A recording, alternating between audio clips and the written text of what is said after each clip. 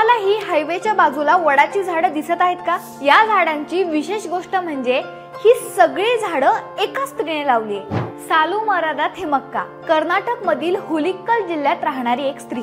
लग्नानंतर अनेक वर्ष त्यांना मूलबाळ झालं नाही, म्हणून मग त्यांनी झाडांनाच आपलं मूल मानायचं ठरवलं आणि याच प्रेरणेतून त्यांनी राहत्या घराच्या जवळ असलेल्या रस्त्याच्या दोन्ही बाजूंनी तब्बल 385 एवढी वडाची झाडं लावली. इतकंच नाही तर गेल्या 80 वर्षात त्यांनी 8000 प्रकारची वेगवेगळी झाडं लावली आहेत. त्यांच्या या कामाची विशेष गोष्ट म्हणजे सातत्य. गेल्या 80 वर्षापेक्षा जास्त काळ त्यांनी त्यांचं काम सुरू ठेवलंय.